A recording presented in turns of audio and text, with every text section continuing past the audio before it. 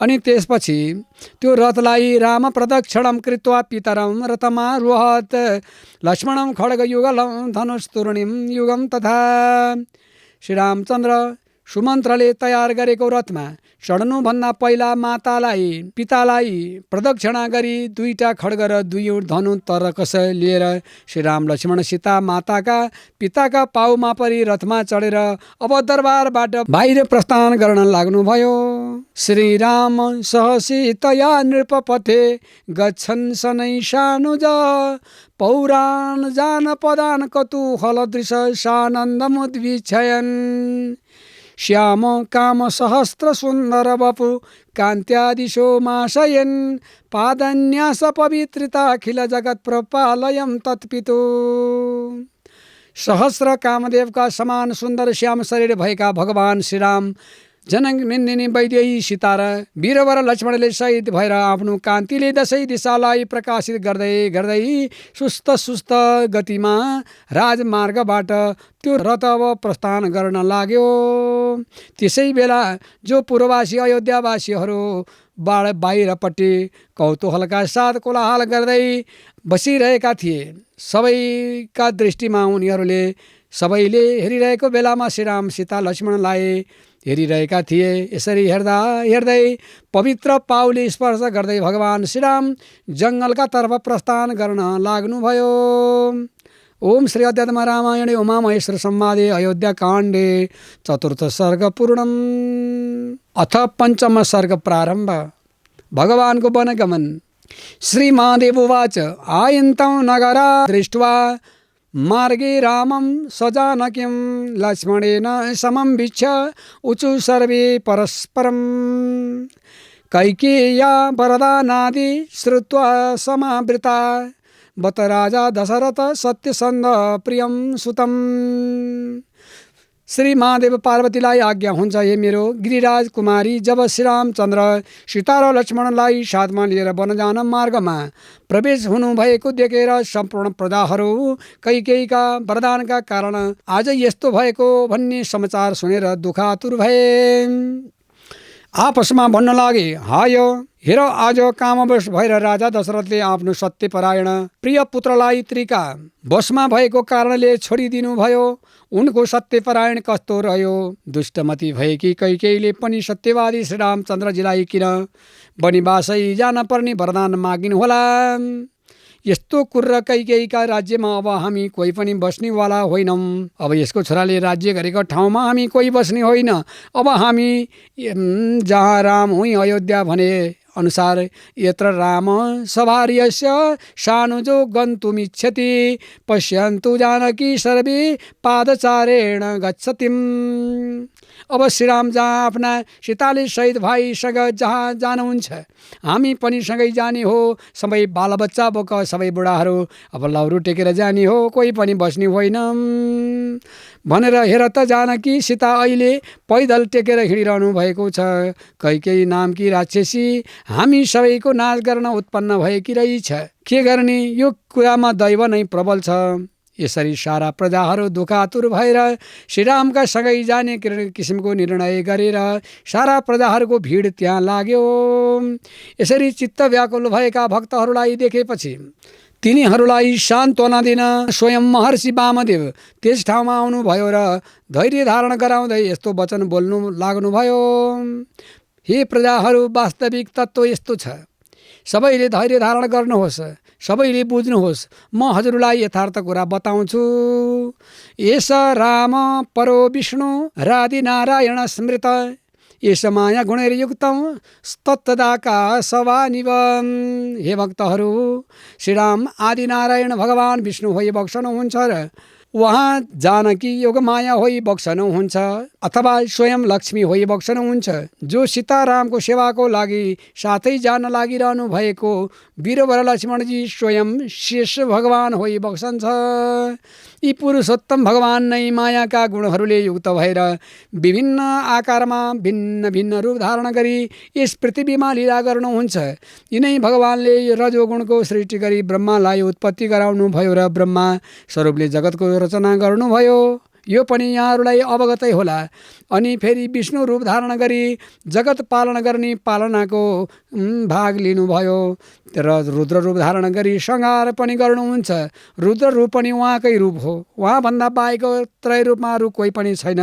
यिनै भगवानले मत्स्य रूप धारण गरी हो यो सद्मनुको रक्षा गर्नुभएको थियो।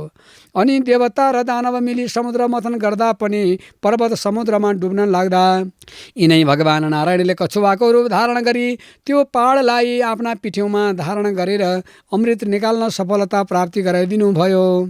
यिनै भगवानले हिरण्यक्ष नाम गरेको दानवलाई वध गर्न यिनै भगवानले हिरण्यक्ष नाम गरेको दानवले पृथ्वीलाई रसातलमा पुर्याएको बेलामा वराहको रूप धारण गरी आफ्ना धाराले पृथ्वीलाई रसातलबाट बाहिर निकाल्नुभयो। त्यसै गरी हिरण्यकशिपु नाम गरेको दानवले आफ्नो छोरा प्रहलादलाई भगवानको भक्ति गर्यो भनेर मार्न खोजेका बेलामा स्वयं नारायण भगवान नृसिंह रूप धारण गरी हिरण्यकशिपुलाई मारी भक्त प्रहलादको रक्षा गर्नुभयो। फेरि देवराज इन्द्र माता अदितिले आफ्नो छोरा इन्द्रको राज्य बलि राजाले हरण गर्दा इन्द्र स्वर्गबाट बाहिरिन परेको बेलामा देवमाताले भगवानको पयोव्रत गरी आराधना गर्दा भगवान प्रसन्न भई अदितिका गर्भबाट वामन रूप प्रकट भई बलि राजालाई छल गरेर सुतल लोक पठाई देवराज इन्द्रलाई स्वर्गको राजा बनाउनु भयो। र फेरि पृथ्वीमा क्षत्रियहरूको बिगबिगी भई सारा ब्राह्मणहरूलाई दुःख दिने भएका क्षत्रियहरूलाई वध गर्नको लागि पनि भगवान यमदग्निका पुत्र परशुराम भई पृथ्वीका सारा क्षत्रियहरूको नाश पार्नुभयो। र अहिले पनि उनै स्वयं परमेश्वर परमात्मा परब्रह्म जगतको पालक पृथ्वीको भारा बढेकाले ब्रह्मादिहरूको अनुरोधमा रावण आदि राक्षसहरूले र सज्जनहरूलाई धेरै दुःख दिएको हुँदा र सज्जन हितको र गाई ब्राह्मणको रक्षाको लागि श्रीराम अवतार भएको हो। उहाँले यो पृथ्वीको भारा छुटाएर 14 वर्षपछि फेरि अयोध्यामा आए हामी सबैलाई आनन्द प्रदान गर्नुहुनेछ। यसकारण हजुरहरूले प्रभुको वनगमनको बारेमा चिन्ता नगर्नुहोस् अनि हजुरहरूले साथै जान पनि आवश्यक छैन। यी विश्वपालक मुनीश्वरादिहरूका स्वामी जगतका पालक प्राणीका हृदयवासी पूर्वकालमा महाराजा दशरथ र महारानी कौशल्याले कश्यप र अदिति रूप छँदाखेरि भगवानको ठुलो तपस्या गरे। अनि भगवान वरदान दिन जाँदा उनीहरूले भगवानलाई हेरेको हेरै भए र अन्तिममा के वर माग्छौ माग भन्दा उनीहरूले हात जोडिकन पुत्र रूपमा हजुरलाई पाऊँ भनेर वर मागेको हुँदा अहिले भगवानले त्यही वर पूर्ण गर्न यो पृथ्वीमा उहाँहरूको छोराको रूपमा श्रीराम अवतार लिनुभएको हो। यो सबै इच्छा भगवानको हो। भक्तजनहरू, यसमा कसैलाई पनि दोष नदेऊ। कैकेयीलाई पनि माध्यम बनाएको हो। सरस्वतीको माध्यमबाट सरस्वतीको प्रवेशले कैकेयीले भ्रमित भएर यो वरदान मागेकी हुन्। प्रभुले पिताको आज्ञाले वनमा जाने बहाना बनाएर अहिले जङ्गल जान लागिरहनु भएको छ। दुष्ट निवारणको लागि अहिले दण्डकारण्यतर्फ प्रस्थान गर्दै हुनुहुन्छ भगवान श्रीराम। उहाँले मानिसहरूकै लागि संसारिक बन्धन काटी मेरो लीला गाएर मोक्ष पद प्राप्त गर्नु भनी यो लीला रचना गर्नुभएको हो। पृथ्वीमा अनेकौँ चरित्र गर्दै रहनुहुन्छ। यो सबै चरित्र मानिस मात्रको लागि कल्याणमय छ। भक्तजनहरू, यसैले भगवानको चरित्रलाई कहिल्यै पनि भुल्ने नगर्नु। श्रीराम रमेति एति नित्यं जपन्ति मनुषा भुवि तेषां मृत्यु भयादिनी न भवन्ति कदाचनम। यो संसारमा जो व्यक्ति नित्य राम नाम जप्ने गर्छन् भने त्यस्ता भक्तलाई कुनै पनि बेला मृत्युको भय हुँदैन। त्यस्ता भक्तले मुक्ति पद प्राप्त गर्छन् र मर्ने बेलामा भगवानको राम नाम स्मरण आउँछ। त्यसैले हामीहरू सबैले जपम रामकै नाम, जपम रामकै नाम, रामकै नाम जपेर जाउँला परम धाम। जपम रामकै नाम, जपम रामकै नाम, रामकै नाम जपेर जाउँला परम धाम। रामकै नाम जपेर जाउँला परम धाम। त्यसरी वामदेव मुनिले सारा प्रजाहरूलाई सम्झाउँदा प्रजाहरूले मनमा झन झन बढी सीताराम प्रति अति प्रेम भक्ति बढेर आयो। त्यसै बेला श्रीरामचन्द्रले पनि सबै प्रजाहरूतर्फ नजर गर्दै हात जोडेर यस्तो बाणी बोल्नुभयो, सम्पूर्ण मेरा गुरुजन, मेरा मातापिता, दाजुभाइ, दिदी बहिनीहरू, प्यारा प्रजाहरू, म मेरो पिताको आज्ञा पालन गर्न 14 वर्षको अवधिको लागि दण्डकारण्य नाम गरेको जङ्गलमा जाँदैछु। मेरो लागि यहाँहरूले कति पनि चिन्ता मान्नु पर्दैन, कति चिन्ता नलिनु, किनभने म 14 वर्ष बितेपछि पुनः हजुरहरूका समीपमा उपस्थित हुनेछु। यसरी श्रीरामले प्रार्थना गर्दा सारा प्रजा, युवा, बालक, बुढा मात्र त के कुरा, पशुहरू, गाई, घोडा, हात्ती जस्ता जनावरहरू पनि पछि लाग्न थाले। आकाशमा उड्ने चराहरू, गरुड, मयूर, कोइली, चखेवा, सुगा, मैना र हाँस जस्ता जनावरहरू पनि आफ्नै शब्दमा राम राम भनेका हुन् कि भन्ने भान पर्ने गरी पछि लाग्न थाले। सबै प्रजाहरूको एउटै बाणी थियो, जहाँ राम उहीँ अयोध्या। त्यही परिस्थितिलाई अवलोकन गरी कवि तुलसीदास यसरी बयान गर्नुहुन्छ। राम वियोग विकल सब ठाडे, जहाँ तहाँ मनौ चित्र लिखी काडे। नगरु सफल बनु गवर भारी, खग मृग विपुल सकल नर नारी। विधि कई केही किराती निकिनिही, जय दव दूष दिशी दिनिही। सही न सके रघुबर बिरहागी, चले लोग सब व्याकुल भागी। सब हिम विचारू किन मन मायौँ, राम लखन सिया बिनु सुख नायौँ। जहाँ राम जहाँ तहाँ सुवै समाजु, बिनु रघुबीर वद नै काजु। चले सात वस मन्त्र दृढाई, सुर दुर्लभ सुख सदन बिहाई। रामचरण पंकज प्रिय जिनयम, विषय भोग बस करही तिनयम। यसरी रामजीका वियोगले सारा प्रजाहरू व्याकुल भए। तस्बिरमा लेखिएका जस्ता, चित्र जस्ता भए। टुलु टुलु हेरेको हेरे भए। सारा नगरवासी, सबै सारा नगर अयोध्या झाडी जस्तो पो लाग्न थाल्यो। अब मृग रूपी प्रजाहरू जङ्गल रूपी रामका पछि लागेर जाँदैछन्। तर जहाँ अयोध्यामा बस्ने एउटा सुन्दर जङ्गल थियो, त्यो जङ्गललाई किराँती रूपी कैकेयीले डढेलो लगाइदिए। श्रीरामको वियोग रूपी अग्निमा ज्वाला खप्न नसकेर अब पञ्ची रूपी सारा प्रजाहरू दावाग्नियुक्त अयोध्यालाई छोडेर अन्यत्र जान तयार हुँदैछन्। शङ्कर भगवान आज्ञा हुन्छ, हे मेरो प्यारो पार्वती। सबै प्रजाहरूको मुखबाट एउटै शब्द आयो, जहाँ राम उहीँ अयोध्या। यस्तो उक्ति व्यक्त गर्दै सारा प्रजाहरू सीतारामका पछि लाग्न थाले। हे पार्वती, के प्रजा के पशु पन्छीको कुरै छोडौँ। जब श्री रामचन्द्रजी सीताजी चढेको रथ सुमन्त्रले चलाउन लागे, तब त्यहाँ भएका रुखहरू नै ढल्कन थाले। रुख पनि पछि लागे हो कि जस्तो हुन थाल्यो। अयोध्याको नगरी नै रथ सँगसँगै सरेको हो कि जस्तो, सरेर अयोध्या सर्या हो कि जस्तो लाग्न थाल्यो सबै प्रजालाई पनि। तब प्रभुले रथलाई रोकेर आज्ञा बक्सनु भयो, बाबु लक्ष्मण, यस्ता चालले त के बनिवास हुन्छ र खै। सारा अयोध्या नै पछि लागेको छ, कोही पनि यहाँ बस्दैन। चराचुरुङ्गी पशु पन्छी सबै पछि लाग्यो, के गर्ने। श्रीरामका यस्ता बाणी सुनि लक्ष्मणजी अनुरोध गर्नुहुन्छ, हे मेरो भगवान, आज्ञा पाए एक बिन्ती चढाउँछु कि चढाउँ कि।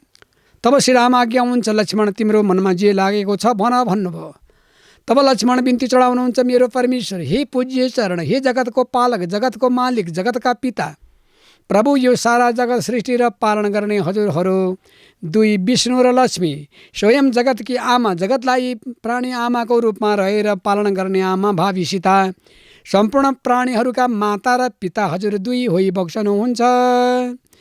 यसमा झन् भावी सीता जगतकी मातृ स्वरूपा, समस्त प्राणीहरूकी आमा, र श्रीराम मेरो दाजु हजुर सम्पूर्ण प्राणीहरूका पिता आज स्वयं जगतका माता र पिता बन जान तयार हुनुहुन्छ भने बाबु आमाका पछि छोराछोरी लाग्नु स्वाभाविकै हो। यदि कुनै बालकका बाबुआमा कतै जान लागे भने बिना शर्त बाबुआमाका पछि बालक पनि पछि लाग्छन्। ती बालकलाई कुनै वन जङ्गलको कुनै भयको डर हुँदैन, वनमा जाँदा कुनै दुःख कष्ट पर्छ कि भन्ने कुनै सोच बालकलाई हुँदैन। त्यस्तै गरी आज हजुर दुई माता पिताका पछि यी बालक रूपी प्रजाहरू पछि लागेका हुन्। यी सारा बाल वृद्ध गर्भवती महिला बच्चाका आमा सबै पछि लागिरहेका छन्। यो सबै चमत्कार भावी सीताको कारणले भएको हो। भावी सीताले केही कुलक्षण गर्नुपर्ने आवश्यकता देखिन्छ। लक्ष्मणले यस्तो बिन्ती चढाएपछि सीताले भनिन्, के गरौँ त बाबु लक्ष्मण?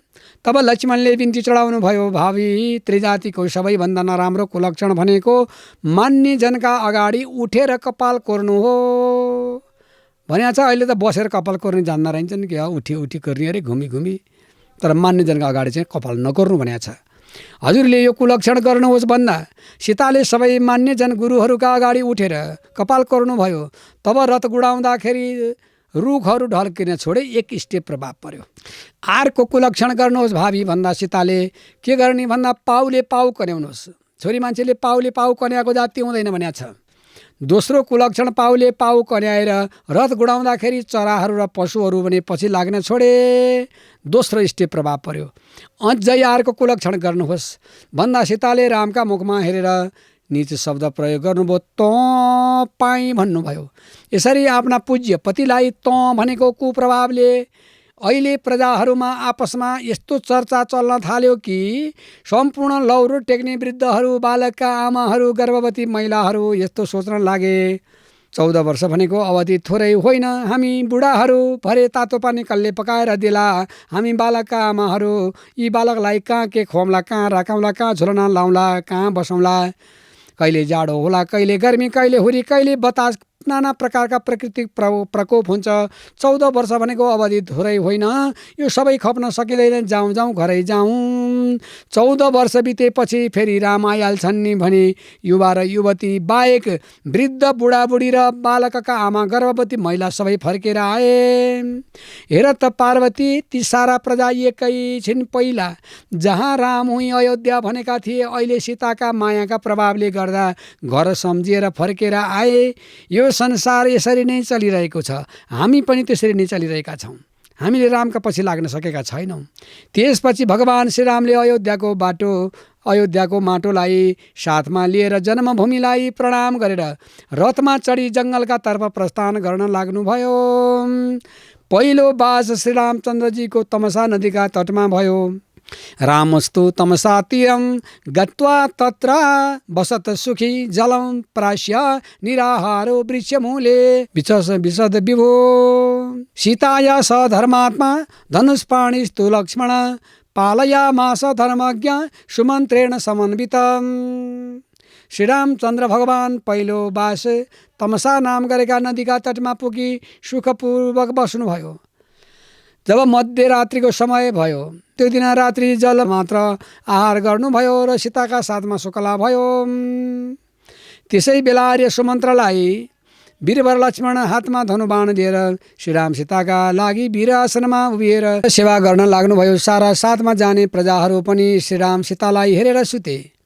त्यही दिनबाट लक्ष्मणले खाना र सुत्न छोडिदिनुभयो। जब सारा प्रजाहरू मसक्क निधाए, त्यसै बेला श्रीरामले आर्य सुमन्त्रलाई आज्ञा भयो, सुमन्त्रजी, यी सारा प्रजाहरू हामीसँग प्रेम गरेर 14 वर्षको अवधिभरि हामीसँगै बस्ने भनेर निश्चय गरी यी युवा र युवतीहरू साथ लागेर आइरहेका छन्। यिनीहरूलाई सल्लाहले फर्किजाऊ भन्दा यिनीहरू फर्केर जानेवाला पनि छैनन्। तसर्थ अहिले यी सबै निन्द्राका बसमा परेको बेलामा छल गरी रथलाई बिस्तारै घुडाएर बाहिर निकाल्नु पर्यो र विपत्ता बनाउनु पर्यो।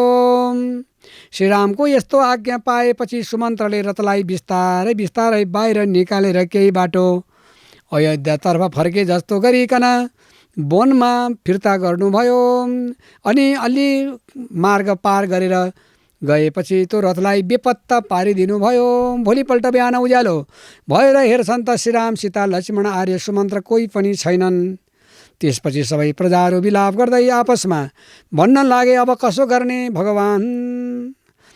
सबै मिलेर अब रथको खोजी गर्दै गर्दै जाउँ भन्ने निर्णय गरेर सारा प्रजाहरू खोजीको लागि त्यहाँबाट हिँडे र रथको चक्काको डोबको आधारले खोजी गर्दै गर्दै जाँदा केही दूरी रथको डोब देखिँदै थियो।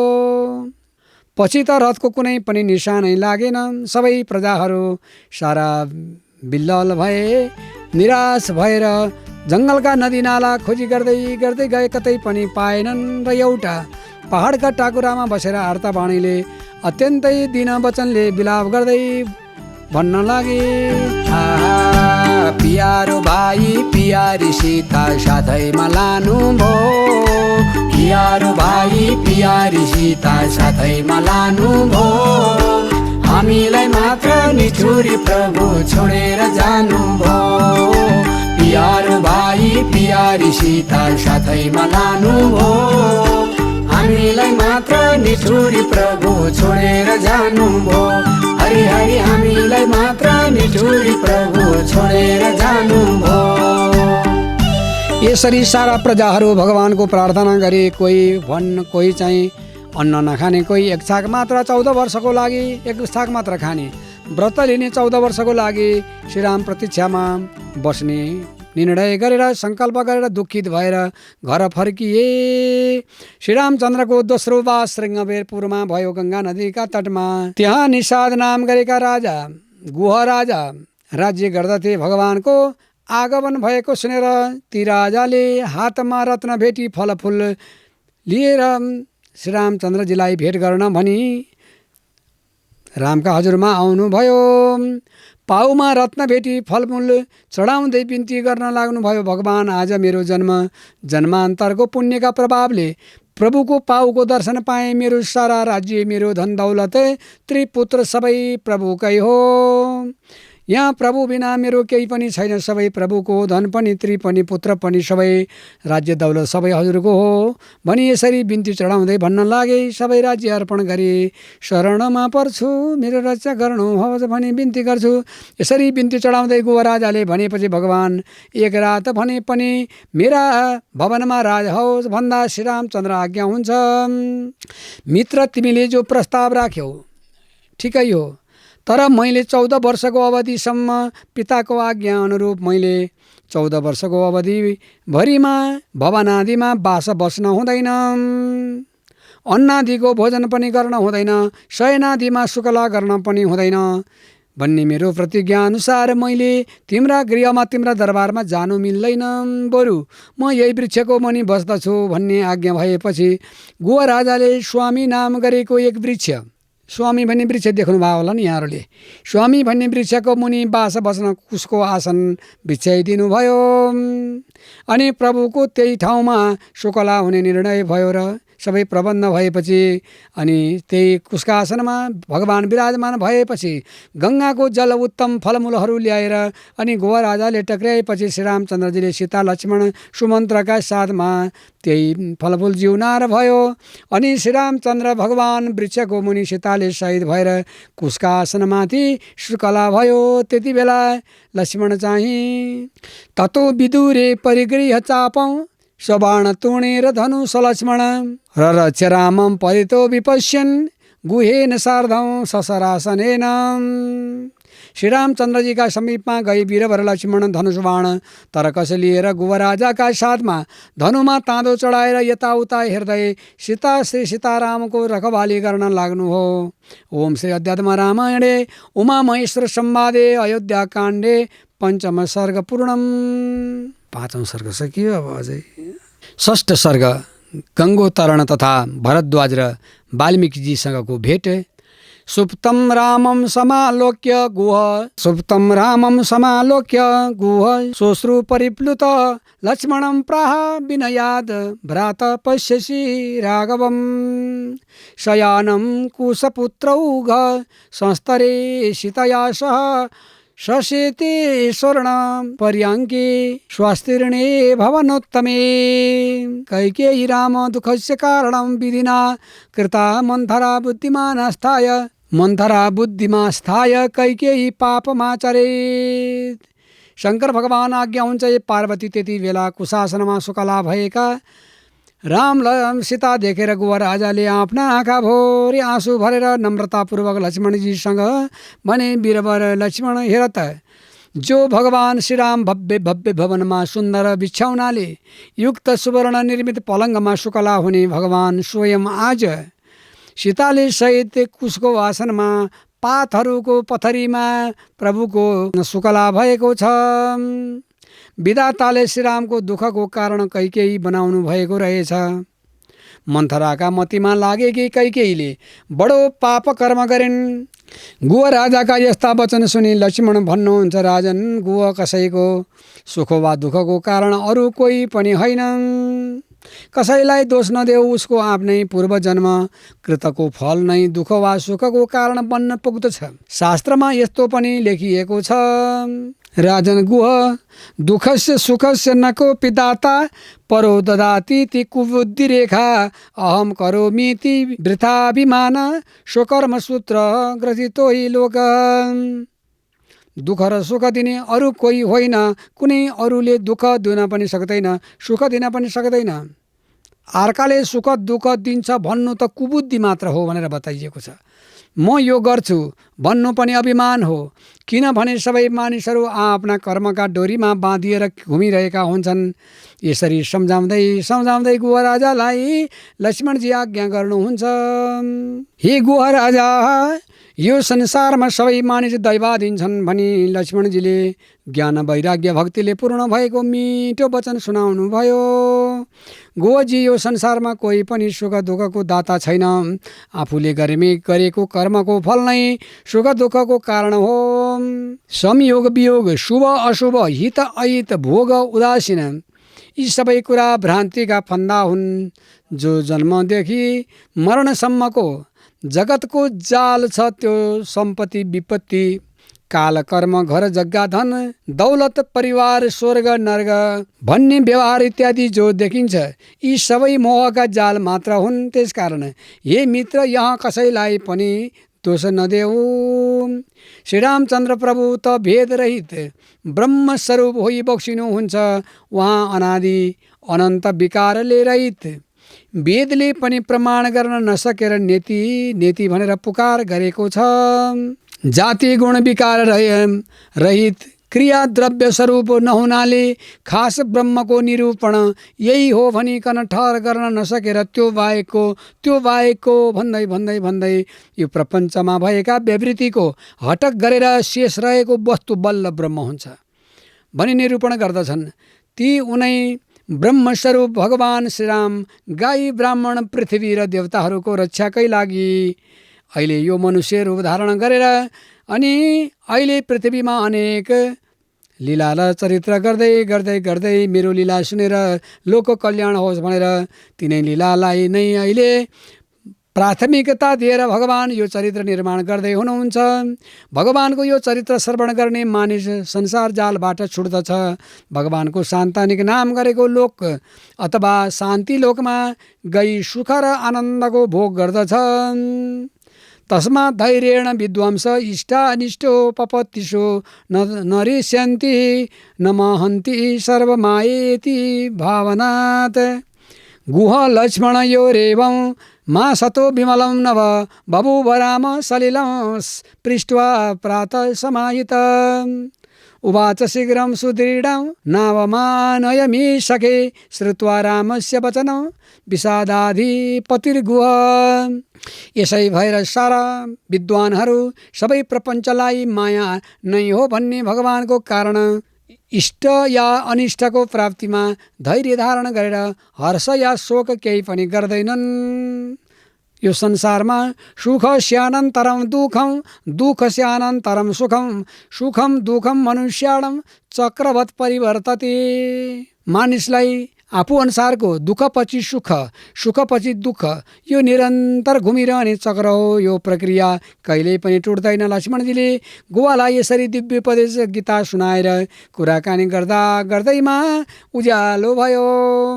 शङ्कर भगवान बताउनुहुन्छ, मेरो प्यारो पार्वती, तब मेरा प्रभु श्री रामचन्द्रजीले सावधानीका साथ पूर्वक बिहानको नित्य कर्म सबै समापन गर्नुभयो र अनि गुह राजालाई आज्ञा भयो, मित्र, अब मलाई एउटा बलियो डुङ्गा तयार गर। भगवानको यस्तो आज्ञा भएपछि निषाद राजले डुङ्गा तयार गरे। प्रभुले त्यति बेला आफ्ना भाइ लक्ष्मणलाई आज्ञा भयो, मेरो बाबु लक्ष्मण, बटछिरम समानय जटा मुकुट मादरात बबन्द लक्ष्मणे नाथ सहितो रघुनन्दनम।